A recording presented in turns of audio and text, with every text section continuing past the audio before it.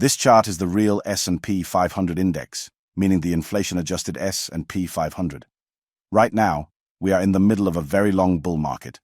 This bull market began in 2009 and, except for the 2021 correction, has effectively continued for about 15 years.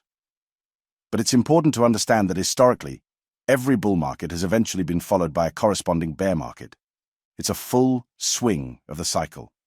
A secular bull market means the long-term trend is upward. A secular bear market means the long-term trend is downward. We're not referring to short-term bullish or bearish momentum, but to a natural, multi-year market cycle. Historically, there have been periods when the best decision was to step away from the stock market entirely and return years later. Since the 1920s, there have been 4 major secular bull markets and 3 major secular bear markets. The pattern goes bull, bear, bull, bear. In theory, market prices should reflect the underlying value of companies. In practice, valuations are shaped not only by fundamentals, but also by investor sentiment, which can push prices far above or below intrinsic value. The key point is that during this entire period, the net return was 0, extremely low rates of return overall. Even if the market rises for 10 to 15 years, there eventually comes a point where it breaks and then declines or stagnates for another 10 to 15 years. That's simply the nature of long-term market cycles. In fact, by 1979, Businessweek ran the famous cover story, The Death of Equities, which appeared precisely when valuations were cheap and the next major rally was about to begin. You can see how brutal these cycles are. In 1975, the stock market fell back to levels seen in 1929. And in 2008, it collapsed to levels comparable to the 1965 peak. These examples show how far markets can revert during secular bear phases. Today, we could potentially see a similar kind of reset.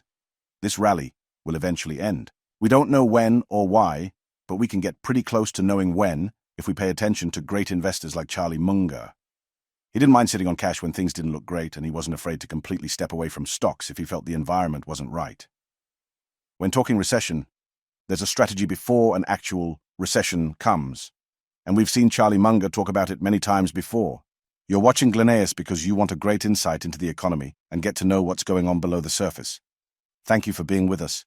Historically, every past recession could have been predicted by the Fed's own recession probability model. This model is based on the yield curve term spread. Often the 10-year minus 3-month Treasury has been extremely reliable. But 2021 to 2022 was the first major false positive in decades. The term spread inverted deeply in 2022. The signals in 2021 to 2022 were correct in the sense that financial conditions tightened sharply. When the model is elevated, it means liquidity is very tight, borrowing costs are high, credit is slowing, and historically these conditions have almost always come before recessions. When the model is low, it means liquidity is loose and the system is stable, which is what you typically see during periods of steady growth and easy financial conditions. This recession probability model right now is on its way down. As we're seeing, the probability of recession now stands at about 26%. This is data for October 2026 as the data is shifted.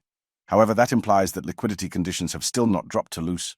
A falling recession probability does not equal loose liquidity, and this is where Charlie Munger's wisdom comes in. It's also important to differentiate between a recession and a bear market. A recession is a significant and widespread decline in economic activity, while a bear market is defined as a 20% or greater drop from a market peak and refers specifically to equities. During a major bear market, when most stocks are falling, Munger's advice becomes especially relevant. You might have to choose the least bad of a bunch of bad options. Do I think that's perfect? No. Do I think it's okay? Yes. The goal during such difficult periods is to own a small set of truly great assets, ideally 4. As Munger also said, if you have to be successful, you have to get more value than you pay for. That's the core of his philosophy.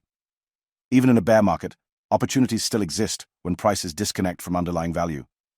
The challenge today is that most major asset classes are highly correlated. When one drops, the others often follow. No portfolio is truly insulated anymore, as small caps, mid caps, large caps, crypto and metals tend to move together. Correlation ranges from -1 to 1, with 1 meaning perfect correlation and -1 representing perfect inverse movement. A good example is March 2020 during the COVID crisis. Stocks crashed, gold crashed, Bitcoin crashed, corporate bonds crashed, and oil collapsed. Only US treasuries provided sustained refuge, and even they were volatile. Treasury prices surged as investors fled to safety, causing yields to fall. None of the information provided should be considered financial advice or an investment recommendation. Our goal is serving you the best educational content. Thanks for watching. This is Glenaius.